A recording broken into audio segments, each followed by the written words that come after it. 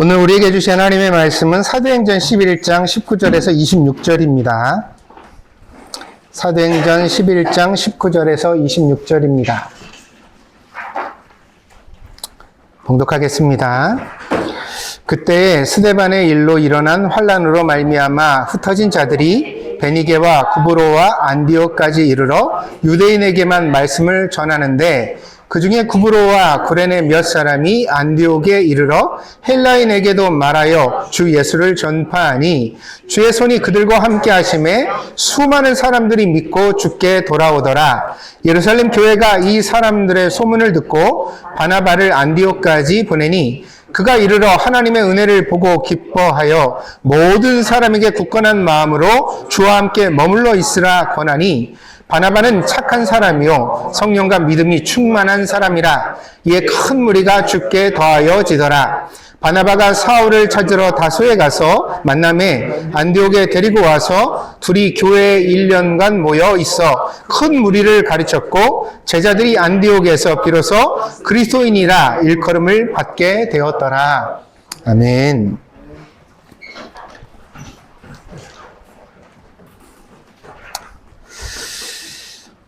한동안 세계적으로 성공에 대한 사회적 탐구가 참 활발하게 이루어졌습니다.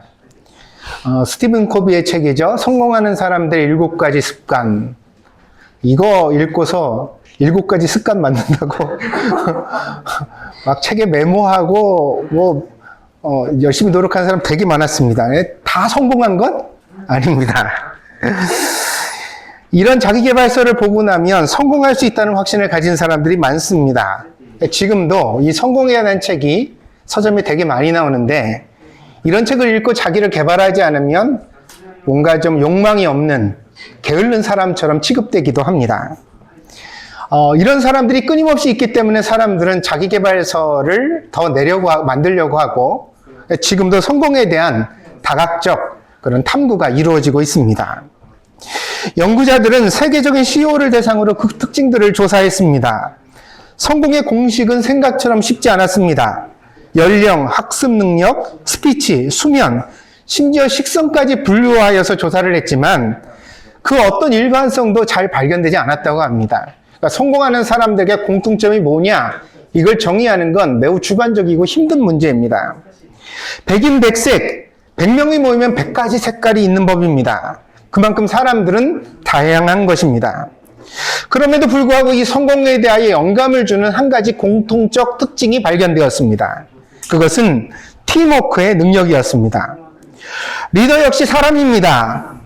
사람은 완전하지 못합니다. 때문에 모든 리더는 약점을 가지고 있습니다. 이 약점에 대한 태도가 곧 그 사람의 성공의 승패를 갈리는 그런 갈림길이 된다고 합니다. 수세적인 리더들은 약점을 감추고 마치 없는 척을 합니다. 이 방어적 기제를 가지고 있는 사람들은 자기가 약점이 있다는 걸 잘 인정하지 않아요. 어떻게 하냐면 약점이 있는 걸 알지만 없는 척 하려고 그러거든요. 더 강해 보이려고 하고 더 뭔가 큰 소리를 치려고 하고 이러면서 자기를 과시합니다. 이런 방식이 얼마간의 성공을 주기도 합니다. 그러나 이런 성공은 일시적입니다. 왜냐하면 사람의 감춰진 약점은 결국 드러나게 되고 그래서 이 리더의 몰락의 치명적인 원인이 되기 때문입니다. 감췄던 약점이 드러날 때에는 훨씬 더 큰 충격을 주게 되는 거죠. 반대로 성공하는 리더들은 자기 약점에 대하여 솔직합니다. 자기 약점을 인정할 뿐 아니라 오히려 다른 사람들에게 일부러 알리기도 합니다. 그러면서 자기의 약점을 보완해 줄 사람을 끊임없이 찾습니다. 자기에게 없는 능력을 대신해 줄 수 있는 사람들, 그런 사람을 곁에 둠으로써 그런 사람을 보고 본받고자 하는 거죠. 그런 사람이 내 옆에 있으면 자기 약점을 어떻게 극복하는지 알 수 있잖아요. 그러니까 그걸 이제 본받을 수도 있게 되어지고 그런 사람이 함께 일함을 통하여서 코워크를 함으로써 자기의 업무 가운데, 일 가운데 그 약점이 치명적이 되지 않도록 보완해 가는 것입니다. 그러니까 약점이 없는 사람들은 없지만 결과적으로 성공하는 사람들은 그 약점을 극복하는 특징을 가진 것입니다. 한 시골 아가씨가 꿈을 꿉니다. 이제 막 닭장에 가가지고 갓 나온 신선한 달걀들을 다 걷어서 바구니에 가득 담았습니다. 그래가지고 이제 집에 가지고 돌아가는 길인데 이 아가씨가 마음에다가 즐거운 상상을 했습니다. 아, 요즘 달걀값이 비싼데 이 달걀을 다 모아놓은 것까지 가지고 장터에 가서 팔면 돈을 많이 벌겠지? 그럼 그걸로 나는 액세서리 같은 거 사지 않고 옷 사지 않고 그걸로 돼지 새끼를 사올 거야. 돼지를 사가지고 막 열심히 키우면 돼지는 새끼를 많이 낳는 짐승이니까 아마 3년도 되지 못해서 우리 농장이 가득 찰 거야. 그럼 그걸 또 팔아야지. 그래서 이번엔 젖소를 살 거야. 젖소는 매일 아침 젖을 짤 수 있잖아. 그리고 우리 마을에는 통역하기 힘들겠다. 뭐 같은데. 어? 아, 제발 좀 천천히 말하라고 부탁을 하는데 제가 습관이 참 우리 마을에는 매일 우유를 마시고 싶어하는 사람들이 많으니까 내가 젖소에서 짠 우유를 갖다가 마을 사람들에 쭉 배달해서 돌리면 매일매일 돈이 들어올 거야. 그럼 우리 농장이 커져서 일꾼도 많이 고용하고 그러면 결국 나는 손에다 일 하나도 안 하고 가만히 앉아서 큰 부자가 될 수 있을 거야. 멋진 드레스는 그때 입어도 늦지 않아.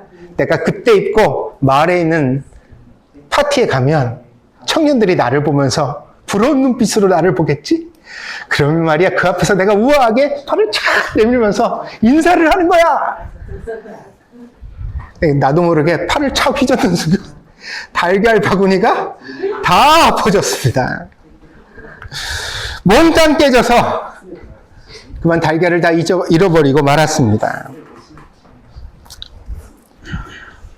달걀을 보면서 큰 농장주를 꿈꾸는 것, 얼척없는 망상이라고 할 수도 있겠지만 사실 그렇게 나쁜 상상도 아니고 불가능한 이야기도 아닙니다. 정말 이렇게 열심히 살면 이런 결과가 올 수 있는 걸 우리 모두 알고 있습니다. 그러나 이 달콤한 계획에서 우리가 먼저 생각할 것이 있습니다. 그게 뭐냐면 성공의 길이 아니라 그 성공을 추구하고 있는 자기 자신에 대한 생각. 나는 누구인가? 나는 어떤 사람인가? 나에게는 이 성공의 길을 충분히 갈 수 있는 용기와 지혜가 있는가? 나는 그 성공을 거두었을 때 과연 어떤 결과에 이르기를 내가 진짜 원하는가? 그 본질적인 질문을 먼저 가졌다면 아마도 자기가 가지고 있는 성급함을 돌아볼 수도 있었고 그렇게 자기를 잘 가꾸었다면 그런 허무한 실수를 하지 않을 수도 있었을 것입니다. 우리는 생각보다 우리 자신을 모른 채 살아갑니다. 철인 소크라테스가 너 자신을 알라라고 말을 했는데 이 말은 이제 세계 누구나 다 알고 있습니다. 우리가 농담처럼 친구에게 하는 말이기도 합니다. 그러나 여러분, 이제 적지 않은 나이를 먹은 여러분들이요. 오늘 이 설교 시간에 한번 생각해 보십시오. 여러분은 여러분 자신을 얼마나 알고 있습니까? 자기 자신을 모른 채 살아가는 사람들. 그러다 보니까 이런 태도가 우리 신앙의 성장에도 큰 장애를 초래하고 있습니다. 우리는 너무 자기 자신을 과대평가하거나 난 괜찮은 사람이야. 나는 한다면 해내지. 나는 꽤 똑똑해. 내 안에는 힘이 있어. 이런 긍정적인 말들이 좋은 말이기도 하지만 정말 사실일까? 정말 한다면 할까? 한다고 하고서 안 하는 일이 되게 많은데 그리고 사실 인생을 살다 보면 30쯤에는 몽땅 다 내 힘으로 할 수 있다고 믿었었지만 아마 40살만 돼도 알걸요. 내 힘으로 안 되는 일이 많다는 것. 그 중에 하나가 자식이죠.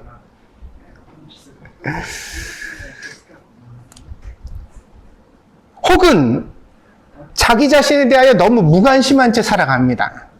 이 사람은 이게 나쁘고 저 사람은 저게 나쁘고 이 사람은 이걸 고쳐야 되고 저 사람은 저게 달라져야 되고 우리 교회는 뭐가 문제고 다 아는데 정작 뭘 몰라요? 나를 몰라요. 내가 누구인지를 몰라요. 때문에 어제의 단점은 오늘의 단점이 되고 내일도 전혀 나아질 기미를 보이지 않습니다. 이 점을 우리가 예배를 드리면서 깊이 생각해 봐야 합니다. 그럼 이걸 고치기 위하여 우리는 어떤 태도를 취해야 하는가? 어떻게 살아야 하는가? 오늘 성경을 보면 바나바는 착한 사람입니다. 24절에 나오죠. 바나바는 착한 사람이라. 그 다음에 성령과 믿음이 충만했다라고 부연 설명하고 있습니다. 그러니까 착한 인격의 바탕 위에 성령과 믿음이 더해질 때 시너지를 냈다는 겁니다. 물론 성령과 믿음이 사람을 착하게 만들기도 합니다. 그러나 아시다시피 사람은 쉽게 변하지를 못합니다. 한 사람의 변화가 불가능한 것은 아니지만 아주 많은 인내와 세월과 노력을 필요로 한다는 사실을 우리는 명심해야만 합니다. 야곱 같은 사람은 평생 계산을 알며 살죠. 늙어서도 야곱이 하는 언행을 이렇게 받아보면 뭔가 좀 이렇게 계산이 깔려져 있는 언행을 볼 수 있죠. 요셉은 어때요? 평생 잘난 척을 하고 사람을 테스트합니다. 어떤가 보죠. 요셉이 변화돼서 애굽의 총리가 된 이후에도 자기 형제들을 만났을 때 담백하게 자기를 드러내는 게 아닙니다. 고개를 돌려 옆으로 울면서도 앞에서는 아닌 척 모르는 척 그러면서 형제들의 본심을 뜯어보려고 하죠. 모세의 다혈질은 쉽게 가라앉지 않았습니다. 그가 하나님의 지팡이를 손에 잡기까지 40년의 세월이 걸렸습니다. 이 모세의 손에 들려진 지팡이는 내가 못한다 라는 자기 고백 한마디였습니다. 요나는 죽다 살아서 니느웨로 갔는데 니느웨에 가서도 하나님한테 화를 냅니다. 왜 니느웨는 멸망하지 않습니까? 예언대로 왜 안 됩니까? 그러면서 화를 냅니다. 사람은 그런 존재입니다. 그 모든 약점에도 불구하고 하나님은 은혜를 주시고 사용해 주십니다. 그렇기 때문에 완전해야만 하나님께 쓰임받는 것은 절대로 아닙니다. 그러나 착함은 다른 것입니다. 착함은 하나님께서 한 사람을 보시고 기뻐하시며 사용하시기 위하여 요구하는 최소한의 조건입니다. 착함이 없으면 그래서 사역도 없습니다. 오늘 본문의 배경을 잠시 설명하면 스데반 집사가 설교하다가 순교했습니다. 이 설교가 너무 사람들의 죄를 적나라하게 지적하니까 사람들이 마음에 찔림을 받았어요. 회개하면 참 좋겠는데 회개를 안 하고 화를 냈어요. 좋은 설교가 늘 감동만 일으키는 건 아니에요. 좋은 설교는 미움을 받기도 합니다. 그게 성경이 말해주는 바예요. 그러니까 여러분도 너무 은혜 받았다고 목사를 좋은 눈으로만 보지 마세요. 그럼 그거 잘못하는 것일 수도 있어요. 제가 여러분들 비유를 마치고 하나님의 말씀을 잃어버린 건지도 모릅니다. 돌로 쳐서 스데반 집사를 죽게 만들었습니다. 그런데 이 일이 오히려 교회의 선교적 사명을 자극했습니다. 폭동과 박해가 예루살렘 교회에 일어나니까 제자들이 각기 흩어졌습니다. 이때 예루살렘에 와 있던 제자들은 예루살렘 사람들이 아닙니다. 6월절 절기를 통하여서 예루살렘에 왔다가 거기서 복음을 접하고 눌러 앉았던 사람들이에요. 자기 집에도 돌아가지 않고 믿음 생활을 위하여 거기 정착했습니다. 믿음은 이런 것입니다. 직장 찾고 집 찾고 교회 찾는 게 아닙니다. 교회가 우리의 삶에 먼저여야 합니다. 하나님의 말씀을 듣는 것, 하나님과 함께하는 것이 우리의 삶의 우선순위가 돼야 합니다. 그렇지만 이 박해가 일어나자 이제 사람들은 자기 고향으로 돌아가기 시작했습니다. 예루살렘 북쪽으로 500km 지점에 떨어져 있는 도시가 안디옥입니다. 여기까지 제자들이 흩어졌다고 했습니다. 처음에는 이 제자들이 유대인들에게 복음을 전했습니다. 그러다가 구브로, 여기 성경에 구브로라고 나온 것은 사이프러스를 뜻합니다. 지중해의 큰 섬입니다. 나라만한 섬이 하나 있는데 그게 사이프러스죠. 이 사이프러스는 원래 그리스의 본토의 사람들이 배를 타고 이주하여 정착했던 섬 나라입니다. 원래 그래서 헬라인들이 살았습니다. 거기. 근데 쿠브로 출신의 제자들이 예루살렘에 갔다가 거기서 핍박을 피하여서 안디옥까지 간 거예요. 근데 가만히 보니까 거기서 유대인에게 설교를 행하는데 그 설교를 행하는 걸 가만히 듣다 보니까 이 구브로 사람들은 헬라인이니까 헬라어가 모국어거든요. 그러니까 유대인에게만 전하는데 헬라인들이 못 알아듣고 가만히 있으니까 어때요? 저렇게 우리 차내기가 하듯이 뒤에서 통역을 해. 그걸 들려주기 시작해. 예수의 이야기를 헬라어로 전파하기 시작한 거예요. 그래서 헬라인들이 처음에는 교회 안에 소수였습니다. 그런데 오늘 본문에 보면 나중에 어떻게 돼요? 헬라인이 훨씬 더 많아지는 결과를 가져오게 됩니다.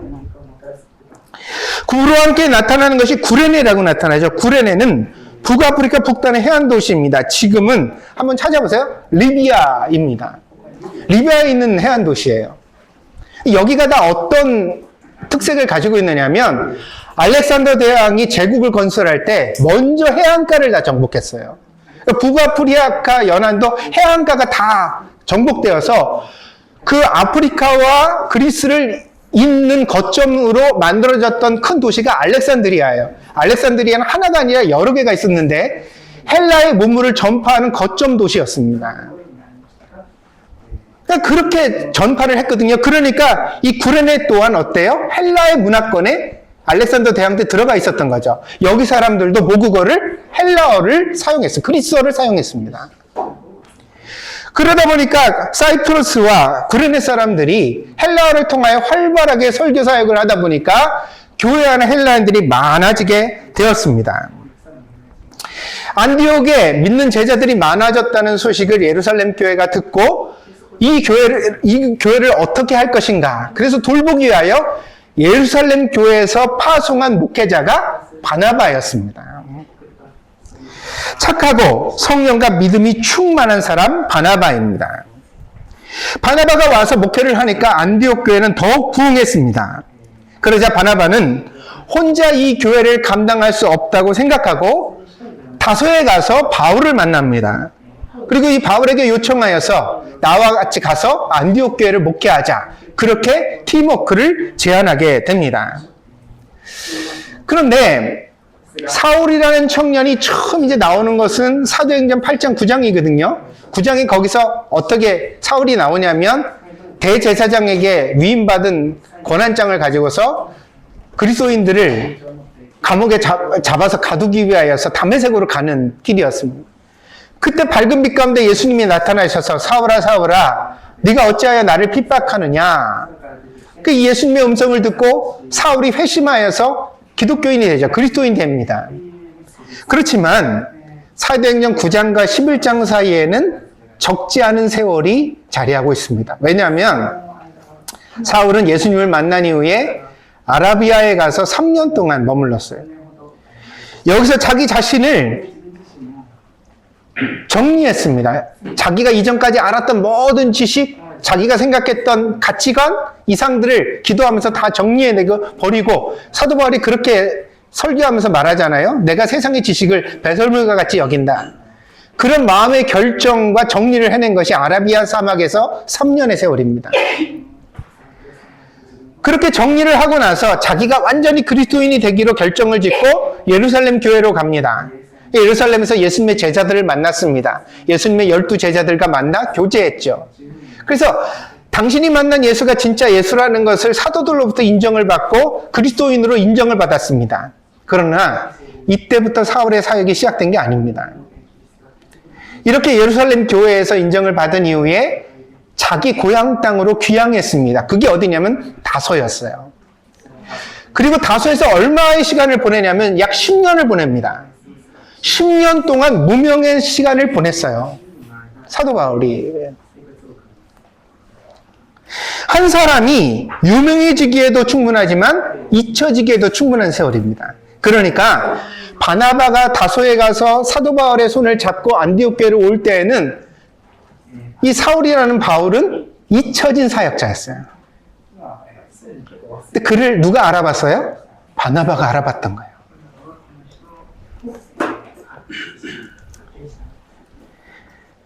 바울을 안디옥 교회로 끌어내서 선교 사역의 선봉에 서도록 만든 사람이 바로 바울이었습니다. 바나바는 바울과 함께 안디옥 교회를 공동 목회했습니다. 그러자 안디옥 교회에서 처음으로 그리스도인이라는 명칭이 시작됐습니다. 오늘 본문에도 보면 1년쯤 가르쳤다. 그 다음에 이제 그리스도인이라는 말이 나오잖아요. 여기서 1년의 가르침은 사도 바울이 중심된 사역이었어요. 다시 말하면 제자화. 이전에 바나바가 사람들을 회심시키고 은혜를 주고 사람들에게 예수님을 전파하는 일을 했다면 사도 바울은 이제 뒤늦게 와서 어떻게 해요? 거기에서 그렇게 예수님을 믿기로 결정한 사람들이 얼마나 헌신된 사람으로 만들 것이냐, 얼마나 예수님을 위하여서 자기를 던질 수 있는 일꾼이 되게 할 것이냐, 그 일을 사도 바울이 해낸 것입니다. 그래서 이후로 이 안디옥 교회는 유럽 선교의 기지가 됩니다. 사도 바울이 유럽을 다 선교할 때 그 베이스 캠프가 되었던 곳이 안디옥 교회입니다. 바나바의 착함이 무엇일까를 생각해 봤습니다. 첫째로 하나님을 먼저 생각하는 마음입니다. 바울은 바나바보다 훨씬 강하고 똑똑한 사람이었습니다. 왜냐하면 바나바보다 사도 바울의 학력이 훨씬 더 높아요. 그걸 몰랐을까요? 교제했으니까 알고 있었죠. 그런데도 그 사람을 자기의 목회지로 데리고 온 거예요. 목회자로. 부교육자로 쓴 게 아니에요. 자기가 쓰는 밑에 사람으로 부리려고 데리고 온 게 아니에요. 당신이 나보다 훌륭하니 이 교회에 필요한 것을 당신 채워주십시오. 그러면서 그에게 전폭적인 모든 권한을 위임하고 사도 바울을 데리고 온 것입니다. 그를 교회에 등장시키는 순간 사람들의 이목이 바울에게 쏠리고 사역의 주도권도 나누어 가져야 한다는 사실을 알았습니다. 바나바는 자기를 내려놓고 교회가 부흥하는 길을 선택한 것입니다. 그러니까 이 바나바의 신앙의 첫 번째 착감의 특징은 하나님을 먼저 생각하는 거죠. 우리 모두 그런 그리스도인이 되어야 할 줄 믿습니다. 네. 두 번째로 사람들의 유익을 먼저 생각하는 마음입니다. 이 바나바는요, 사람을 몹시 아끼는 사람이에요. 바울은 가르치는 일에 탁월한 지도자였습니다. 좀 더 말하면 제자를 삼을 줄 알았습니다. 이 바울의 실력이 필요하다고 믿었기 때문에 사람들을 위해서 바울을 데리고 온 것입니다. 이 바나바의 착함의 특징이 나타나는 사건이 또 한 가지 있습니다. 사도행전 13장에 가면요, 사도 바울의 1차 전도여행 이야기가 나오는데, 이때 이제 비시디안 안디옥이라고 안디옥에서 조금 더 북쪽에 있는 내륙 지방의 안디옥이 있습니다. 여기를 갔다가 이제 또 선교를 하러 갔어요. 우리 고린도 강의 들으신 분들은 지도가 다 생각날 텐데, 거기 두 번째 거점 도시를 가서 선교를 했거든요. 근데 여기가 선교지로 매우 난해한 지역이었습니다. 왜냐면 지금도요, 이쪽 지역은 말라리아나 열병이 흔히 생겨나는 지역이라고 합니다. 그러니까 사도행전 14장에 가면 사도 바울이 여기서 열병을 앓았다는 기록이 나와요. 그러니까 잘 먹고 고생 안 하고 갔으면 안 그랬겠죠. 선교 1차 여행 때 억수로 고생한 것 같습니다. 그러다 보니까 막 열병이 나기도 하고 막 온갖 고초와 고생을 다 했어요. 그렇게 되니까 이때 선교팀이 누구였냐면 사도 바울과 바나바와 그 다음에 우리가 잘 알고 있는 마가였습니다. 마가가 같이 갔어요. 마가는 좀 젊은 축에 들거든요. 갔어요. 그런데 이 마가는요, 마가복음의 마가이기도 하고요. 그다음에 사도행전 1장에 보면 120명의 제자들이 마가의 다락방에 모였다고 그랬잖아요. 그 마가의 다락방의 마가이기도 해요. 근데 여러분, 마가의 다락방 그러니까 조촐한 시골집을 생각할 수 있는데 아닙니다. 120명이 모여서 회합을 가질 수 있는 집이에요. 건물이라고요. 그 건물주가 누구였다고요? 마가예요. 마가는 잘 살았을까요? 못 살았을까요? 부유한 집안의 사람입니다. 근데 이 마가가 예수님을 믿기로 결정하고 선교지까지 쫓아온 겁니다. 처음에는 예수님 잘 전하면 되는 줄 알았죠. 그런데 예수님 전하려고 하는 게 예수님을 입으로만 전하는 게 아니라 밥도 굶어야 되고 욕도 먹어야 되고 추워야 되고 매도 맞아야 되고 그걸 당하다 보니까 마가가 어느 순간에 겁이 덜컥 났습니다. 그래서 사도행전 13장에 마가가 갑자기 돌아갑니다. 돌아갔다고 표현되어 있는 이 말은 굉장히 유연하게 표현한 겁니다. 도망간 겁니다. 어디로요? 예루살렘으로 돌아갔다고 그랬는데 자기 집에 간 겁니다. 나 이런 애들 제일 싫어요. 술래잡기 하다가 끝나지도 않았는데 엄마가 부르라고 집에 그냥 가는 애들. 책임감 있는 술래들은요, 날이 껌껌해질 때 찾아요. 온 집안을. 그러다가 걔네 집에 가서 앉아있는 걸 발견하게 되면 얼마나 열이 받는지. 근데요, 이 사회생활 하면서 책임감 없는 애들, 진짜. 이 사도행전 13장에 보면 마가가 바로 그런 청년이었습니다. 근데 이때는요, 다들 어이없어 했지만 그냥 지나갔어요. 왜냐하면 거기서 화를 내요. 무슨 소용이 있어. 그런가 보다. 그래. 아, 진짜 별론이 다 쫓아왔네. 지나갔어요.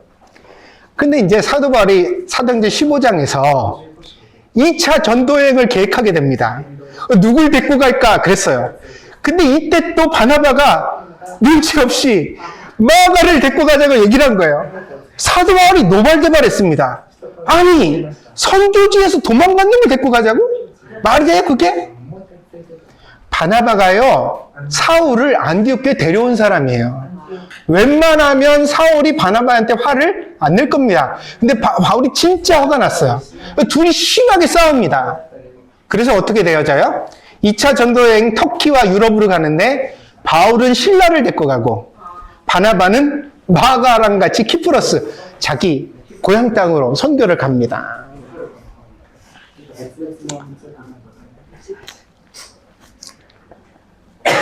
여러분, 사도 바울의 마음이 이해가 가요, 안 가요?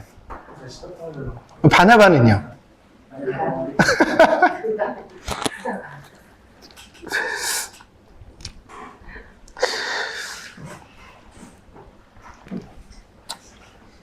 이때 바나바와 바울이 갈라진 것 같았지만 사실은 아닙니다.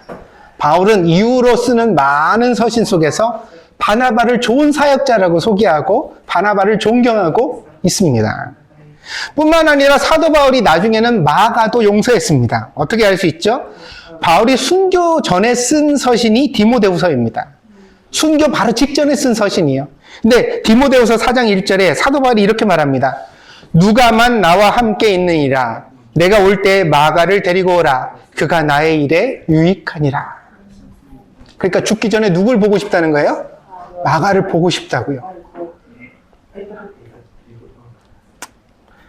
바나바의 선택이 잘못되지 않았음을 보여주고 있습니다. 바나바의 착함은 바울을 세우고 나중에는 마가도 품었습니다. 그가 먼저 생각한 것은 하나님의 영광이고 그 다음으로 생각한 것은 교회 공동체의 유익이었습니다. 이러한 바나바의 착함은 오늘까지 사역자들에게 규감이 되어서 이와 같이 사람을 끝까지 참아주면서 품어 세우는 사역을 우리가 교회 안에서 무엇라고 부르냐면 바나바 사역이라고 부릅니다. 바나바 사역이 뭐예요? 실수한 사람도 포기하지 않는 것, 기회를 주는 것. 근데 여러분, 사도 바울이 마가를 데려가지 않은 것은 착함이 아니라고 생각하시면 안 돼요, 그것도. 바울이 하나님의 영광을 위해서 생각한 거예요. 인간적인 감정 때문에 마가를 안 데려간 게 아니라 사역지에 그와 같은 사람이 그냥 가서는 안 된다. 사역자는 남달라야 한다는 자기 기준이 있었던 겁니다. 둘의 착함이 다르게 드러난 거죠. 제가 오늘 말씀드리고 싶은 것은 교회는 바울도 필요하고 바나바도 필요하다는 것입니다. 다 바나바처럼 품어주면 버릇이 없어져요, 사람이. 뭔 짓을 해도 교회는 다 받아주는 것인 줄 알아요. 근데 다 바울처럼 싹 잘라내면 교회에 더 이상 사람이 크지를 않습니다. 실수하지 않는 사람이 어디 있다고요? 누구나 다 넘어지고 누구나 다 실수하죠. 그러니까 한편은 기준을 세우고 한편은 사람을 사랑해야 하는 겁니다. 이 두 가지 사역이 함께 감으로써 하나님의 역사를 이루고 하나님의 교회 사람들이 세워지는 법입니다.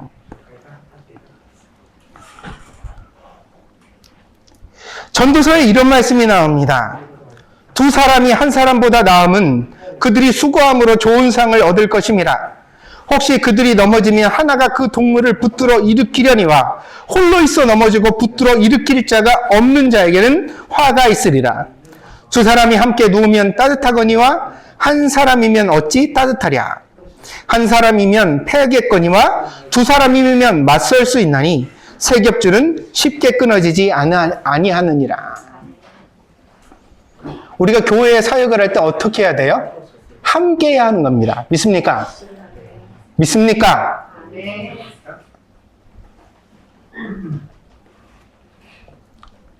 어저께 우리 사랑리에서 여행을 갔다 왔습니다. 저녁 때 사진을 저한테 몇 장 보냈는데 다들 마스크팩을 하고서 웃긴 표정을 하고 보면서 아 이거 참 속으로 놀고 있네. 맞죠? 놀고 있는 거예요. 그죠? 그 세상에 인간은 다른 이름의 인간이 유의적 인간이에요. 놀이를 못하면 그 사람은 힘을 낼 수도 없고 삶의 의미를 찾을 수도 없어요. 논다는 건 중요한 일입니다. 잘 놀아야 될 줄 믿습니다. 여러분들이 가가지고 그런 시간을 보내는 거 참 좋은 시간입니다. 뭐 너무 자주 있으면 또 사람들이 너무 그럴 것 같고 1년에 한 2번은 있었으면 좋겠어요. 제 생각에.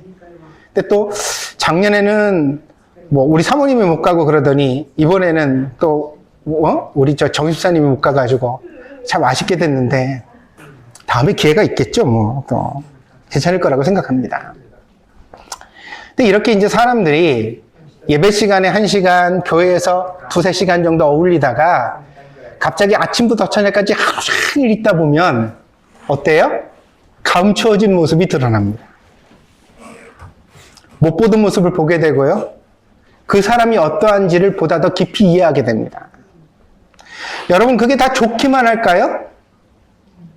세상에나 자기 신랑도 자기 부인도 안 좋고 불편한 사람들이 남을 갖다가 어떻게 그렇게 다 받아들이고 다 좋기만 하겠어요. 어렵고 힘든 면이 드러나는 거예요. 그게 보여지는 거죠. 그게 느끼게 되는 거예요. 그러나 그렇게 나랑 다른 사람들이 생각도 다르고 특성도 다르고 능력도 다른 사람들이 함께 함으로써 교회가 이루어지고 하나님의 역사가 이루어지는 줄 믿습니다. 그래서요, 여행은 왜 가요? 맛있는 거 먹고 좋은 거 구경하러 가는 거면 가족이랑 가도 돼요. 교회에서 그런 모임을 가지는 이유는 뭐예요? 우리가 진심으로 함께하기 위하여서. 아멘? 진심으로 함께하기 위하여서.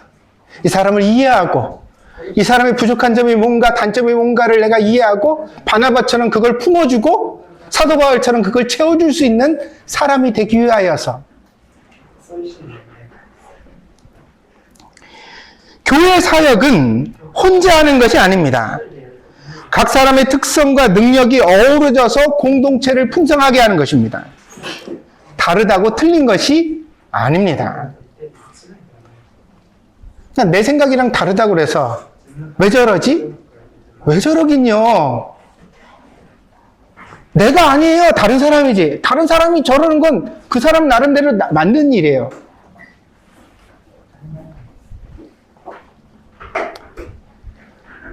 다르지만 한 믿음으로 함께할 때 비로소 교회는 성장해 가게 됩니다.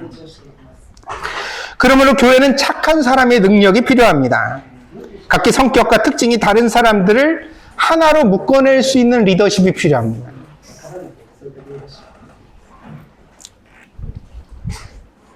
여러분, 너무 초록은 동색이라고 자기랑 맞는 사람들끼리만 어울리지 마세요.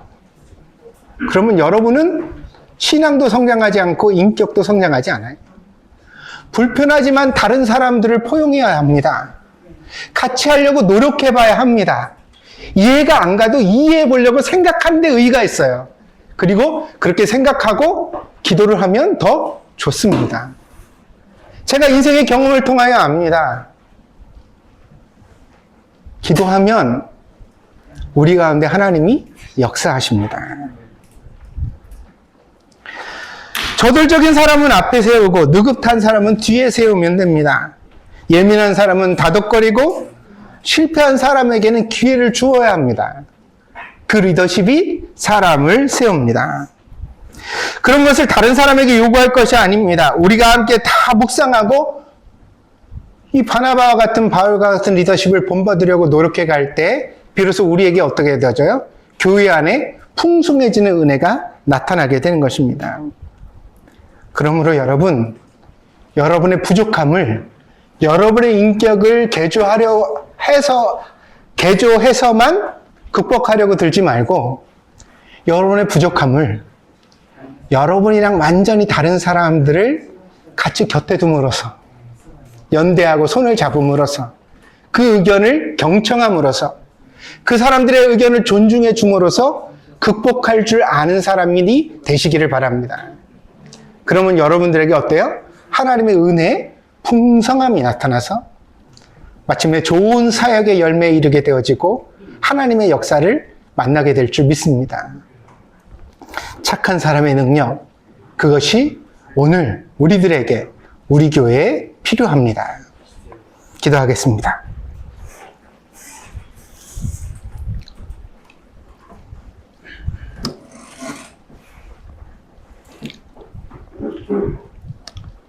교회를 세워가는 일이 참 쉽지 않습니다. 100사람이 모이면 100사람의 색깔이 있다고 하는데 우리가 같이 모였을 때 어떻게 다 의견이 하나로 통일되고 생각이 다 같을 수가 있겠습니까?